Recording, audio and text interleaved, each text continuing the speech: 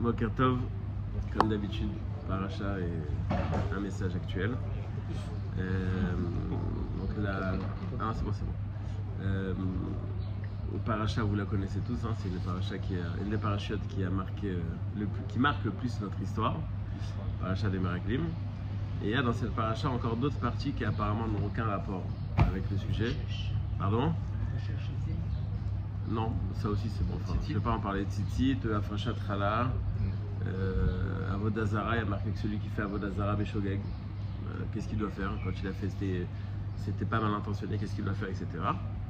Donc comme ça, il y a des parties qui apparemment n'ont pas de rapport avec l'histoire de la paracha. Donc j'aimerais commencer par expliquer un petit peu les Meraglim, et puis après basculer vers le reste, et après on verra le lien entre les deux. Stam pour... en tant que connaissance, en tant que savoir, Kliakar, il a une explication sur le début de la paracha. Ouais, c'est bon, j'ai vu. Shlach lecha anashim. Rachid dit Shlach lecha, si tu veux, envoie quoi.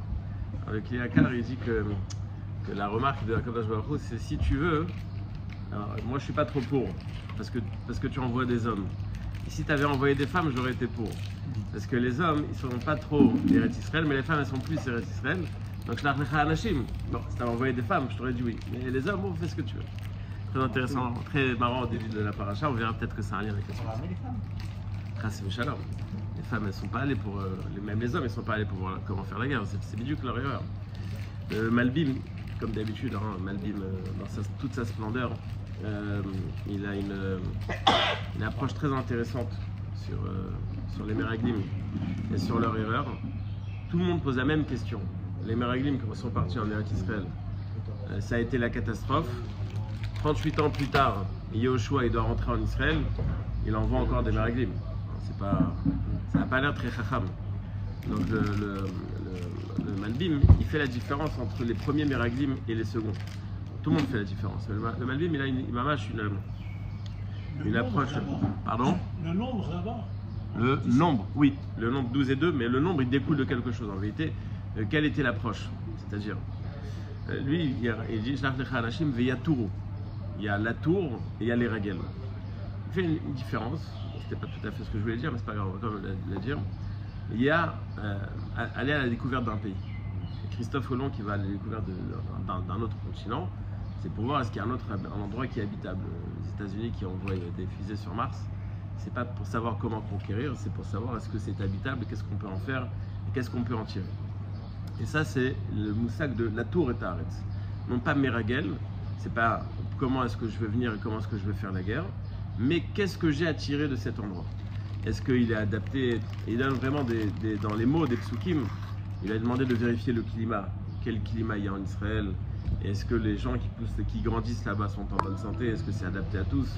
Il donne des exemples qu'en Afrique, seuls les Africains peuvent supporter le climat, mais les Européens ne supportent pas le climat. Donc il y a chaque endroit, il est adapté à une certaine population. Il y a des gens qui supportent le froid, il y a des gens qui supportent le chaud, il y a des gens qui ne peuvent pas supporter. Enfin, chacun, il va voir. Il y a des gens qui peuvent habiter que dans le sud. Ah, nous, si c'est pas la côte, on ne veut pas habiter. Jamais, même pas dans les rêves à Paris. Il y en a que c'est juste le contraire. Donc, on voulait vérifier le mamage d'après le Malbim. L'idée de départ, c'était de venir en fait faire la déballe de Israël.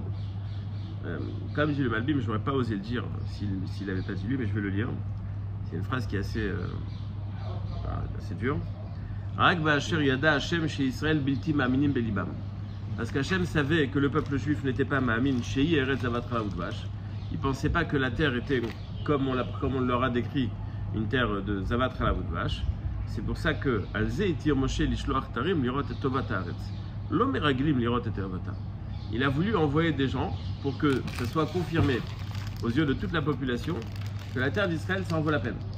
Et c'est pour ça qu'il a envoyé 12 personnes, une personne par tribu, puisque si j'envoie des espions pour savoir comment faire la guerre, tu vas envoyer le minimum de personnes, il faut que ça soit discret.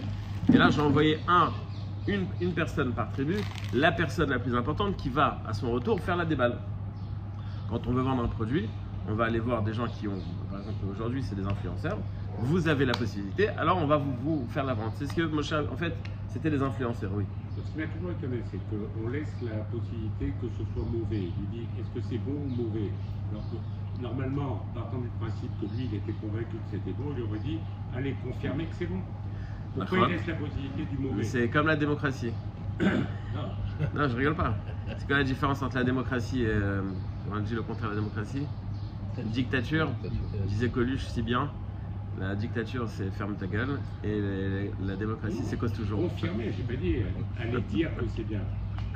Non. Allez vérifier que c'est bien. Si on vous envoie sans avoir la possibilité de vérifier, ça sert à rien. Elle existe. Non. Alors que dans l'esprit de Moshe. Non, c'est pas qu'elle existe. Si Béhémet, il y a besoin de convaincre, mais on est en mode Staline, oui, on a toujours raison. Bah, ça sert à rien. Ça sert à rien d'essayer de convaincre. Si on te dit va vérifier, écoute, tu sais quoi, on a un doute, vérifie. Mais ce qui est fou. Et c'est Béhémet, leur conclusion, au final, la vérification sera bonne, comme on va voir tout de suite. Mais ce qui est fou, c'est qu'ils n'aient pas eu ce problème-là en Orient, dans le désert. J'ai pas compris. Ce qui est dingue, c'est que le tout peuple n'ait pas eu cette problématique-là en sachant qu'ils partaient d'Égypte pour aller dans le désert. Le désert, par définition. Ça veut dire quoi? Mais on ne leur donne pas le désert, c'est un passage. Non, on ne voit pas quelqu'un pour vérifier ta place dans l'avion. Non, mais tu pars d'Égypte, tu es censé être libéré, on va où dans le désert? Parce qu'on va foutre dans le désert. Ah, c'est pour ça qu'il y a marqué Va'aminu B'Hashem ou Moshe Avdo, il y a marqué Lechtech Acharaï Bamidbar. Quand tu t'es rappelé de moi quand tu es parti derrière moi dans le désert, c'est toujours amené comme un compliment au peuple juif. Mais quand on donne un pays, ok, on veut choisir, on veut savoir lequel. Donc on te dit, écoute, c'est super. Là-bas, il y a plein de. C'est ce que je veux faire dans la première partie, c'est qu'il y a plein d'explications quelle était la faute des Meraglim. Mais il y a plein d'approches à ce qu'était la faute des Meraglim, mais qu'est-ce qu'ils devaient vérifier, qu'est-ce qu'ils ont fait, et pourquoi Bichla ils devaient vérifier. Mais oui, on a le droit de savoir vers où on va. On a le droit de savoir vers où on va. Le vrai problème, c'est que tu te poses une question. Bon, je vais expliquer tout de suite. Donc, on vous a envoyé la tour et Taret. La tour, c'est pour voir de vos propres yeux que la terre d'Israël en vaut la peine. Mais vous, après 40 jours de tournée en Eretz Israël, vous êtes posé une autre question. Comme l'explique le Malbim, pourquoi est-ce que Hachem ne nous a pas donné la terre d'Égypte? La terre d'Égypte, c'était une terre qui était riche. C'était les États-Unis du moment, il faut comprendre que c'était comme ça. Il n'y avait pas besoin d'arroser les terrains et autres parce qu'il y a les crues du Nil. Ils nous ont asservis pendant 200 ans. La punition et la facilité, c'est tu vires les Égyptiens, on reste là. Et là-bas, ils sont arrivés à la conclusion que, en fait, Hachem ne voulait pas leur donner la terre. Il voulait qu'ils se battent pour avoir la terre. Et qu'en Égypte, ça allait être compliqué parce que c'était un peuple puissant. C'est pour ça qu'il nous a amenés en Israël, où là-bas le peuple était plus faible. Et les Meraglim, ils font un cheshbon. Ils se disent, si on nous a pas donné la terre où on était, donc c'est pas Hachem qui va nous faire la guerre, c'est nous qui devons la faire. C'est nous qui devons la faire en Égypte, c'est trop compliqué. Il a décidé donc de nous envoyer dans un autre endroit. Bon, ok, si c'est comme ça, venons on vérifie. Est-ce que mettre en Israël, ça sera plus facile? C'est la réflexion des Meraglim. Ils se posent la question, est-ce que mettre en Israël, au niveau technique, au niveau physique, le peuple juif est capable de combattre? Et ils arrivent à une conclusion qui n'est pas fausse. On va avoir des difficultés. Et donc, quand ils viennent vers le peuple, ils leur disent, écoutez, la terre, elle est top. Le problème, c'est est-ce qu'on va l'avoir? Parce que nous, on comprend qu'on va devoir se battre pour l'avoir. Mais on va devoir se battre pour l'avoir. Et qui a dit qu'on va réussir? Ephes qui azam. Ephes, c'est oui, mais le peuple, il est très puissant. Ils sont dans des villes qui sont enfermées. Est-ce qu'on va réussir? Donc, on a des difficultés à pouvoir conquérir la terre. Et leur erreur, c'était Bichlal de penser que vous devez faire quelque chose. Et c'est ce que Kalev leur dit. Mais pas du tout. Ne soyez pas moureds dans Hachem. Ayez la mouna qu'Hachem va tout faire pour vous. Et alors après, vous venez comme ça, tranquille. Il n'y a pas de problème. Ni faire la guerre, ni pas faire la guerre. Vous n'avez pas besoin de vous mêler au processus, puisque ça va vous être donné facilement. Et c'est ce que Moshe Rabbeinu dit dans le Varim. Hachem m'avait dit qu'on allait rentrer tranquille. Mais vous avez fait les malins. Hein. À cause de ça, voilà, on a dû faire la guerre, etc. Et bien, il y a un problème de faire la guerre. C'est plus difficile que d'avoir l'aide d'Hachem. Enfin, d'avoir pas l'aide d'Hachem. Quand je parle d'Hachem, c'est comme l'Égypte, quoi. On a fait quelque chose, non? On est sorti. On aurait pu rentrer en Israël de la même manière. Donc, leur erreur, c'était leur lecture de ce voyage. On vous a dit, allez vérifier la qualité de la terre pour réveiller chez vous l'envie de venir en Israël. Vous avez vu que la terre c'était magnifique, mais en même temps vous vous êtes posé une question. Ah, c'est-à-dire qu'on va devoir se battre. Et donc vous êtes arrivé à une conclusion, on ne va pas réussir. C'était ça votre erreur. Pardon? Non, mais non aussi, ils ont dit même ils oui, bon, c'est les midrashim et chaque chose, c'est-à-dire non, chaque mefaresh, il a, dans le cadre des Meraglim, il y a, mais au final, c'est ça que ça rejoint. Parce que ça veut dire qu'on a eu un manque de confiance dans ce qui nous a été dit. Donc c'est pas qu'ils ne pensaient pas qu'Hachem n'était pas capable. Est-ce qu'Hachem il veut? Et est-ce qu'Hachem il va activer? Est-ce qu'il va pratiquer? Donc même dans le Mimienou, je peux l'arranger le Malbim. C'est-à-dire que leur vision d'Hachem a été péjorative. Je donne un exemple. Comment c'est possible, d'un point de vue sociologique ou ce qu'on veut, avec ce qu'ils ont vécu, comment ils peuvent se poser encore la question de se dire c'est nous qui allons combattre seuls? Comment on peut interpréter ça? Parce qu'ils sont envoyés pour vérifier la terre d'Israël et qu'ils ont une question. Non, et ils ont une. J'ai expliqué le malach. Ils ont une question. Pourquoi est-ce qu'on n'a pas reçu l'Égypte? Pourquoi on n'est pas resté en Égypte? Il n'y a pas encore, toi tu vis cette idée décimée, il n'y avait plus d'Égyptiens, mais il y avait une terre. Pareil. Les Égyptiens doivent être punis sur ce qu'ils ont fait. Ils ont vu de leurs propres yeux que Hachem avait décimé l'armée la plus puissante du monde. Mais si Béhémet, c'était ça leur erreur. S'ils ont vu justement qu'Hachem avait été capable de détruire l'armée la plus puissante du monde, les États-Unis aujourd'hui, boum, terminé. Quand tu te retrouves face à un petit si Béhémet Hachem il veut nous donner la terre de cette manière, tant mieux. Mais ils ont compris qu'Hachem ne voulait pas leur donner de cette manière. Où ils ont proposé ça? Parce qu'Hachem ne leur a pas donné l'Égypte. La promesse originale ne concerne pas l'Égypte, elle concerne Et il aurait pu, mais qui a dit que c'est eux qui doivent recevoir? Hachem va nous donner l'Égypte. Bonne question. La promesse faite à Abraham, c'est de venir en Israël. Mais pourquoi est-ce que l'Égypte ne leur a pas été donnée non plus? Et il n'est pas question d'Égypte, Hachem dit à Abraham, voilà, va vers la terre que je vais t'indiquer. Et il dit que c'était les générations futures, elles doivent recevoir Israël. Non, moi je pense que la limite, c'est sans vouloir faire de parallèle, c'est un peu comme l'Ouganda. Ouais, c'est ça. C'est-à-dire C'est-à-dire, tu as une promesse, on te dit, tu raisonnes en disant on va te donner l'Égypte. C'est pas envisageable. Non, la question est bonne. Pourquoi est-ce qu'ils imaginaient qu'ils allaient recevoir l'Égypte puisqu'on aura promis Israël? Non, c'est pas ça. Non, je comprends la question, je sais pas, il faut. Excusez-moi, mais à mon avis, Hachem il voulait les émanciper en tant que peuple, qu'ils soient autonomes, machin. Et eux, ils voulaient rester sur la coupe d'Hachem. Oui, ça c'est. Ils voulaient être. C'est parce qu'en rentrant en Israël, ils devaient vraiment travailler. À mon avis, on peut difficilement donner son avis sur les Meraglim si c'est pas marqué quelque part. C'est-à-dire que les Meraglim, on a le témoignage d'Hachem, Kulam Anashim, c'est-à-dire que c'était des gens très importants. Ils ont leur nom marqué dans la Torah, c'est pas n'importe qui. Il y a une erreur qui est faite, il faut l'expliquer. Mais on ne peut pas donner notre lecture de l'erreur qui a été faite. Je donnerai qu'un exemple pour qu'on comprenne ce que je suis en train de dire. Moshe Rabbeinu a été puni parce qu'il a frappé le rocher. Le Rachaim il donne 10 explications. Et alors? Et à la fin, il dit, bon, vous comprenez que si je dois donner 10 explications, c'est que, c'est-à-dire que j'ai tellement de doutes, est-ce que c'est ça, est-ce que c'est ça, est-ce que c'est ça, est-ce que c'est ça? C'est qu'on n'arrive pas à comprendre en vérité quelle est la faute. C'est-à-dire que pour analyser Moshe Rabbeinu, il faut avoir tu ne peux pas analyser quelque chose, je fais une prise de sang, je lui fais l'analyse. Il est rouge, il est marron. T'as rien compris, c'est pas ça l'analyse de sang. Il faut comprendre, il faut vivre la chose, il faut avoir fait des études pour comprendre. Moshe Rabbeinu, c'est pareil, les Meraglim, c'est pareil. Donc donner son avis, c'est très difficile. On peut rien que ce qui est marqué dans le Mefarshim. Et la question elle est bonne. On va pas tourner autour du pot. La question elle est bonne. Pourquoi est-ce qu'il s'attendait à recevoir l'Égypte? Aniloïda. En tous les cas, le Malbim, ce qu'il dit, c'est qu'il y a une erreur de lecture. Pardon? L'appréciation. Ouais. Et en vérité, c'est le lien qu'il y a entre les deux parachiotes qui se suivent, Myriam et les Meraglim. Rachi fait le lien.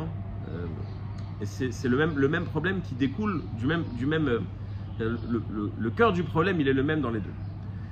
Imaginons que, je sais pas moi, il y a une personne qu'on n'aime pas trop qui fait quelque chose devant nous. Directement, sans avoir décidé, l'analyse de la chose, ce sera toujours négatif. Il a dit ça parce qu'il pense ça, il a dit ça parce que c'est un tordu, et donc tout ce qu'il fait, voilà. On ne pourra pas voir le côté positif de la chose. Si on est persuadé que cette personne, c'est waouh, c'est quelqu'un vraiment, on sait que c'est quelqu'un de bien. Même si tu vois qu'il fait quelque chose apparemment de mal, ta lecture elle sera bonne. Et donc on a toujours ce qu'on appelle l'a priori, et après l'analyse de ce qui se passe c'est par rapport à l'a priori. Pareil dans le couple. Tu comprends toujours mal. Pourquoi tu comprends toujours mal? Parce que tu as une vision négative. tu comprends toujours bien parce que tu as une vision positive. Mais il ou elle s'est mal conduit, oui, mais bon, non, je sais très bien que ce qu'il fait, c'est pas quelqu'un de mal, c'est quelqu'un de bien. Myriam a une lecture de Moshe Rabbeinu qui est, évidemment, elle est punie quoi, sur sa lecture. Mais elle n'est pas punie sur la conclusion à laquelle elle est arrivée. Pourquoi est-ce que Moshe il a fait ça? Elle est punie sur son approche Bichlal. Comment est-ce que Bichlal, tu avais une question sur Moshe Rabbeinu? Ça veut dire que si tu avais une lecture positive de Moshe, donc tu aurais dit, bon, il y a quelque chose qui est étonnant. Ok, il s'est séparé de Tzipora. Mais j'imagine que si c'est Moshe Rabbeinu, il sait ce qu'il fait.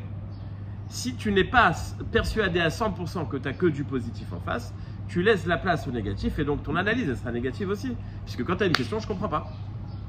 Pareil, on dit au peuple, écoutez, on va envoyer des mariniers, on va rentrer en Israël. Bah, Hachem t'a dit on va rentrer en Israël. Si tu poses des questions. Ah, mais il y a des difficultés, c'est compliqué, on va y arriver, on ne va pas y arriver. Et alors? Mais c'est Hachem qui t'a donné son. Si tu as une vision positive d'Hachem, tu ne peux pas avoir de questions. Ah, il y a des problèmes sur la route. Ok, il y a des problèmes sur la route, c'est vrai. Mais ça ne veut pas dire que la proposition qu'Hachem a fait, c'est une mauvaise proposition. Si on arrive à lire dans la proposition d'Hachem quelque chose de mauvais, c'est qu'on lit mal Hachem. Et c'est sur ça qu'on est puni. C'est-à-dire qu'on va être réprimandé sur cette petite partie où il y avait un manque de mouna. Oui Hachem, c'est vrai, mais dans la vie de tous les jours, c'est ce qu'on dit tous les jours. Bah, c'est bien beau Hachem, il nous aide, mais bon, tachles. Et le bon tachles, t'as tout cassé. C'est-à-dire tu laisses à Hachem 50% et les autres 50% c'est toi. On n'est pas du tout dans la même situation. Pourquoi? Eux, ils vivaient complètement la présence divine. Ils ont vécu tous les miracles. En vivant en Israël aujourd'hui, si tu ne me dis pas je vis la présence divine tous les jours, et je serai à Bahia. Non mais soyons objectifs. C'est pas du tout. C'est idiot ce que je dis. On est d'accord. C'est ce que les Maraglim m'ont dit. Soyons objectifs. Non mais objectivement. C'est ce qu'ils ont dit. Non, faut pas faire semblant. Non, faut parler. J'entends 100% et lui il n'entend pas ce que je dis. Il y a un balle ici, mais on n'a pas vu la mer sauver en 12 avec des remparts d'eau. Omer Aramban. Omer Aramban. On va prendre plus simple. Après, tu n'en as pas vu. Après, Là, regarde là, tu vois là. Regarde là autour de toi. Là, tu vois, regarde là autour de toi, c'est un miracle. Ouais, mais oui, d'accord, c'est exactement ce que je suis en train de dire. Ça, c'est de l'aïmouna dont on parle. Eux, ils vivaient leur mouna. Hein? Il n'y avait pas besoin d'Emouna, c'était. Mais tu vois qu'ils ont fait l'erreur. Il n'y avait pas besoin des monnaies, ils ont fait l'erreur. C'est autre chose. Non, mais c'est pas que c'est autre chose. Sache que c'est encore pire. On est parti en galoute pour être métaken, ça. On est parti en galoute parce que la Emouna était trop facile. Il fallait faire un effort. Mais je te donne un exemple et ça va rejoindre la suite. La bracha de Birkat Amazon, Azan et Takol, c'est Moshe Rabbeinu qui a été métaken. Quand on a reçu la manne. Évidemment, on reçoit la manne, on dit merci Hachem. Mais là, je galère tous les jours, j'ai la banque qui m'appelle toutes les 2 minutes. Azan et Takol, elle est bien belle, mais bon, si j'étais pas là, il n'y aurait personne. Comment est-ce qu'on continue à faire Azan et Takol? C'est bidou que ça. Nous, on a l'habitude de voir du pain, c'est fait d'une manière. Ça aussi, c'est un miracle. C'est-à-dire, quand ils sont arrivés en Israël et qu'ils ont planté du blé, ils ont dit waouh, il y a du blé qui sort, j'ai mis une graine, ça a pourri. Et ils ont vécu le miracle à ce moment-là. C'est moi quoi? Non, on s'est habitué. Alors quand on s'habitue, c'est plus un miracle. Mais tout est miraculeux. Donc c'est bidou que ça là. Maintenant tu me dis oui, ils ont vu quelque chose de choquant. Mais parce que nous, on est habitués. Nous, on est habitués. Mais prends quelqu'un, il y a 100 ans, mets-le au congélateur, sors-le, fais-le venir ici. Tu dis waouh, comment vous avez fait? Mais c'est ta vie de tous les jours. Mais c'est justement ça la question. Mais parce que je suis en train de t'expliquer que parce que tu es habitué, tu vois pas le miracle. Mais non, mais pas peu importe, c'est ça le miracle. Et c'est ça la Emouna. Là où c'est différent, c'est qu'eux, ils n'avaient pas été habitués à quelque chose qu'ils ont vu un truc extraordinaire de suite. Moi, j'étais habitué petit à avoir des publics. Mais ils étaient dans la même. Ils étaient tellement habitués au miracle qu'ils se sont dit bon, ok, mais objectivement parlant, c'est pareil que nous. En fait, ils ont remis en cause la confiance sur la chaîne. Exactement. Non, c'est-à-dire toi tu dis ouais, ils ont vu quelque chose que moi j'ai pas vu, mais toi tu vois quelque chose qu'eux ils ont pas vu. C'est-à-dire que toi tu vois le miracle d'une autre manière. Seulement quoi? Tu dis bon, c'est la nature. Et ils ont eu du surnaturel. Mais quand le surnaturel est devenu habituel, bon, quand on leur a dit vous allez rentrer en Israël, ah bon, qui a dit qu'on va faire? La nature existait déjà, c'est pas quelque chose qui arrive aujourd'hui. Le fait de faire du pain, ça existait déjà à l'époque. Dans le désert. Dans le désert, on s'est habitué 40 ans. La génération qui rentre en Israël, c'est pas la génération. C'est pourquoi ils ne posent aucune question en allant dans le désert et ils se posent la question en allant en Eretz. Non. Il y a deux étapes. Il y a l'étape où on est sorti d'Israël, on est sorti d'Égypte avec nos sandwichs, etc. Un an et demi plus tard, on doit rentrer en Israël. 40 ans plus tard, c'est l'autre génération qui rentre en Israël, qui va vivre comme ceux qui étaient en Égypte. C'est l'autre génération, tous ceux de la génération sont morts. Donc, ce que je veux dire, c'est que c'est justement sur ça qu'on doit travailler. Évidemment que j'entends ce que tu dis. Tu dis, ouais, moi, si j'avais vu la mer Rouge se séparer en deux, c'est différent. Anishomea, c'est Bidiou Kanekuda. C'est que nous, on est Mahamin Hachem, mais on limite les Mouna. Il y a quelqu'un qui est parti voir Avshar, il lui a dit, il n'y a plus de miracle aujourd'hui. Il n'y a plus de miracle. Il a dit, viens, je te montre. Il a amené au collège de Polavitch, il a dit, regarde ça. Le mec, il touche 1000 shekels par mois. C'est quoi ça? Si c'est pas un miracle. Maintenant, tu dis, non, moi, le miracle, c'est une blague. Une histoire avec le prêt Mibris. Il y avait un riche qui ne voulait pas donner d'argent pour la yeshiva. Alors il a dit au riche, si je te fais un miracle, je donne de l'argent à la yeshiva. Il a dit oui. C'est quoi le miracle? Il lui dit, regarde, mets de l'argent sur la table et l'argent il va dans le chapeau. Et il met une grosse somme, il met de l'argent. Le Rav il a dit à son fils, il s'appelait Trakzev, mets l'argent dans le chapeau. Alors le riche il dit, mais c'est pas un miracle ça. Il dit, non, le miracle c'est que toi en tant qu'ardent tu donnes à la yeshiva. Ça veut dire, nous on croit que miracle c'est quelque chose qui va marquer nos esprits parce que c'est un truc incroyable. Ok, ben, qu'est-ce qui est incroyable? Qu'est-ce qui est incroyable? Tov, c'est vraiment pas mon sujet. En fait, ce que je voulais, mais bon, je vois que j'ai pas trop le temps. Non, mais bon, je vais donner rien que pour qu'on comprenne qu'il y a plusieurs visions des Meraglim. Je vais rien qu'amener une Shem Shmuel. Bon, en fait, c'était une explication un peu kabbalistique. Est-ce que j'aurai le temps? C'est un peu kabbalistique, mais rien que pour qu'on comprenne qu'on comprend rien. C'est ça que je veux. Et on va comprendre quelque chose, mais on va pas tout à fait le comprendre. Moi, je vais le dire quand même. Affaiblir, il y a des peuples en Eretz Israël qui sont le symbole de l'impureté du moment. D'accord? Toevot Knaan. Donc c'est Knaan, c'est le symbole de l'impureté. Agav, Rav Shteman disait que les descendants de Knaan, c'est la France. En tous les cas, pas nous, hein, en tous les cas, donc il y a une impureté. Pour combattre l'impureté, ce qu'on appelle le Kochot Atuma, elle ne peut vivre que si elle est nourrie de quelque chose de pur. Comment est-ce qu'elle va être nourrie par quelque chose de pur? Quand ce quelque chose de pur, il mélange du pur et de l'impur. Et donc, il y a ici une Gdusha, tu m'ouvres la porte, parce que tu as aussi une impureté, et puis maintenant je peux prendre. Okay. Maintenant, les Meraglim sont envoyés par Moshe Rabbeinu en tant qu'émissaires de Moshe Rabbeinu. C'est-à-dire, je prends des gens qui sont parfaits, et je vous envoie de ma part, donc du pouvoir de Moshe Rabbeinu, Gdusha, on ne peut pas plus haut. Vous avez donc la possibilité d'affaiblir la Touma d'Israël, ce qui fait qu'on va rentrer en Israël. Mais eux, ils font un calcul. Ils se disent, attends, Moshe Rabbeinu, il n'est pas censé rentrer en Israël, puisque Eldad et Medad, dont j'ai dit la semaine dernière, c'est Yoshua. Donc de venir avec cette force affaiblie, c'est pas bon. On va pas aller vers Moshe Rabbeinu, on va venir être les émissaires du peuple. Mais dans le peuple, il y a des gens qui n'ont pas encore été metaken à 100%. Il y a de la Gdusha qui cohabite avec la Touma. Donc eux, en vérité, en étant les émissaires de cette Gdusha qui cohabite avec la Touma, ils se retrouvent à ce statut-là, ce qui fait qu'ils sont perméables à la Touma. Quand ils arrivent en Eretz Israël, la Touma de ceux qui habitent en Eretz Israël les impacte et c'est là où ils font leurs erreurs. Il n'y a rien à comprendre. Enfin, de quel Touma on parle parler le peuple? Le Tikkun des Midot, il dit le Shem Shmuel. Le Tikkun des Midot. N'oublie pas que ça fait qu'un an et demi que le peuple est sorti d'Égypte et voilà. Oui, mais il y a eu Arsinaï à ce moment déjà. Il y a déjà, non, mais il y a eu après Chet Hegel encore beaucoup de choses. Il y a encore beaucoup de fautes. Les Mitavim, enfin la semaine dernière déjà on a vu. Oui, mais Korach et Datan et Aviram, le Shem Shmuel les ramène comme exemple. Ils sont encore là. Donc il y a encore dans le peuple, il y a encore des erreurs.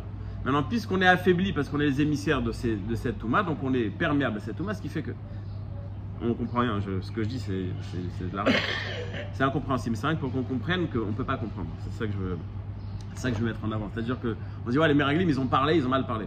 Il faut comprendre c'est qui les Meraglim pour avoir le culot de parler sur eux. Bien sûr, ils ont été punis, bien sûr, on apprend à travers leurs erreurs, etc.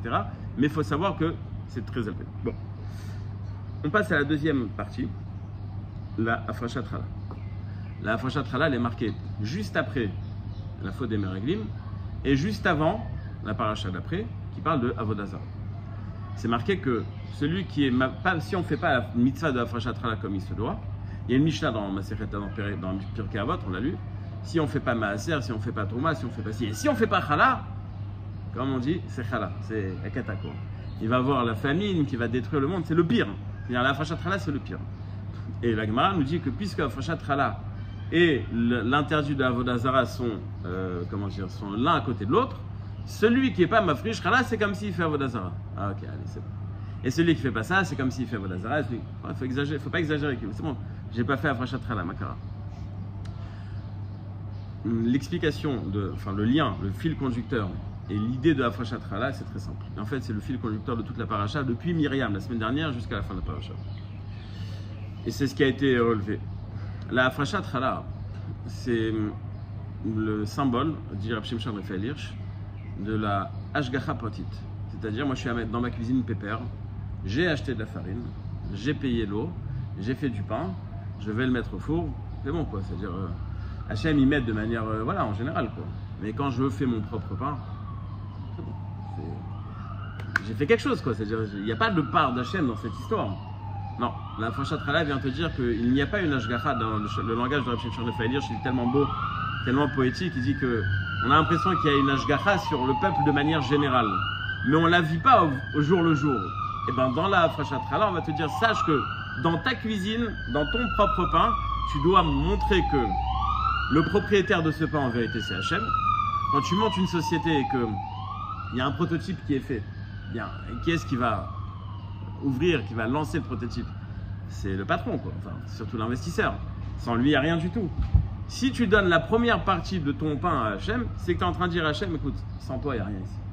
Tu es en train justement de vivre que sans toi, il n'y a rien. C'est-à-dire qu'il y a Hashgacha, il y a Emouna, je crois que, mais on ne va pas continuer avec la phrase objectivement parlant, bon, c'est moi qui ai fait. Non, Afrashat Chala. Et donc, si tu ne fais pas Afrashat Chala, Béhémet, tu es comme Oved Avodah Zara, c'est-à-dire tu penses que tu peux te débrouiller tout seul. Tu penses que tu es autonome, tu penses qu'il n'y a rien tu n'as pas besoin de donner à Hachem, puisque sans Hachem, tu peux te débrouiller. Et donc, en vérité, le fil conducteur du début à la fin, c'est le même. Myriam et les Meraglim ont une vision limitée du bien d'Hachem. Et c'est pour ça qu'ils ont une lecture erronée de ce qu'Hachem est en train de dire. Afrashat Chala, c'est la même chose. Tu donnes à Hachem parce que tu es Ma'amin. Et si tu ne donnes pas à Hachem, la paracha d'après, Oved Avodah Zara.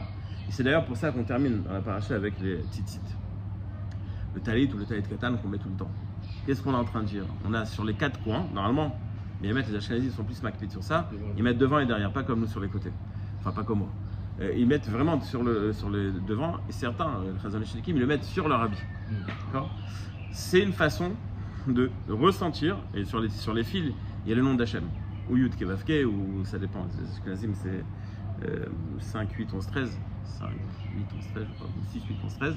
C'est aussi un nom d'Hachem. C'est-à-dire qu'on est accompagné. Pardon? Ken. Non, donc on est accompagné tout le temps par la présence de Dieu. C'est pas un moment. Il y a une Hashgacha, mais bon, ok. Mais tafres, qu'est-ce qu'on doit faire avec? Donc on a cette obligation de Afrashat Chala justement pour comprendre que même dans. Voilà, je suis en train de cuisiner tranquille à la maison, quoi. Je suis en train de me faire un sandwich. Ouais, bah Afrashat Chala. De quoi Afrashat Chala? C'est bon, quoi. On est toute la journée, on nous raquette à la sina, après on nous au truc, après c'est bon, combien? Non, ça s'arrête jamais. Parce que Hashgacha Pratit. Rien que pour bien vivre cette idée. Un homme qui investit, qui est dans les affaires. Prenons d'abord un agriculteur déjà. Un agriculteur, c'est un type qui sait que sa vie, elle peut basculer d'une seconde à l'autre. Un incendie, tout son investissement à la poubelle. Des insectes, tout à la poubelle. Un jour de sécheresse au mauvais moment, un gros coup de soleil, il n'y a plus rien. C'est-à-dire, il est toute la journée en mode, s'il est religieux, quoi. Il sait très bien qu'il est dépendant à 100%. Parce que, vraiment, et ça gèle. Combien de fois on entend en France, il y a eu 4 jours de gelée d'affilée, c'est bon. Cette année, le mec, il n'a plus de betterave. Je sais pas, il a plus de carottes. Non, les carottes, c'est dans la terre, mais c'est fini. Et tu as travaillé pendant un an. À quelques jours de ta récolte, il n'y a plus rien. Donc tu es vraiment dépendant. Mais ça, c'est bon. C'est un peu lointain pour nous. Mais même quelqu'un qui est dans les affaires, ok? Tu as investi, tu as acheté, tu as emprunté. S'il y a un grain de sable dans l'engrenage, tu coules. Tu coules complètement. Quelqu'un qui est à la maison et qui est en train de se préparer du pain, qui est en train de faire du pain, au pire des cas, le pain il a cramé. Un grand risque. Donc tu n'es pas trop demandeur t'es pas tellement dépendant d'Hachem. Voilà, au pire des cas. Allez, c'est quoi le faux? Allez, c'est quoi, t'as perdu 4000 shekels? On appelle la blague de Après Pessah, ils font la chala en forme de clé, béchala. Alors, ouais, je sais pas exactement c'est quoi le minag. Alors, une fois, ça a cramé. Le mec il est parti en panique voir le Rav. Il a dit ça a cramé, il a dit Kader que tu travailles au noir. Et qui tourne là, mais c'est-à-dire que quand tu fais du pain, bon, tu ressens pas trop le besoin d'Hachem. Eh bien, sachez qu'il y a une différence entre la Afashat Chala d'une personne privée et d'un boulanger. Une personne privée, c'est 1,24e, à peu près 4%. Un boulanger, c'est 1,48e, à peu près 2%. Lama. Parce que chez le boulanger, le gars, il se lève à 3h du matin. Il ne sait pas combien de pain il va vendre, il ne sait pas est-ce que ça va continuer, est-ce que son employé va venir, est-ce que l'électricité va lui tomber dessus, Donc il y a tellement de choses qui font qu'il est déjà dépendant d'Hachem, tu n'as pas besoin de lui rappeler ce dépendant d'Hachem. Et toi, tu es dans ta cuisine, tu es pépère, tu dis oh, c'est bon, j'allais travailler tout le mois, l'argent il est rentré, je me débrouille tout seul. Débrouille tout seul, attends, n'oublie pas que tu dois payer Hachem. Et là, tu vas payer plus que l'autre, parce que toi, tu ressens moins la dépendance d'Hachem. Le fil conducteur est simple. Et Bémet, c'est-à-dire les échanges qu'on a eus, c'est exactement le symbole de ce que je suis en train de dire. On croit tous en Hachem. Hachem Adkama.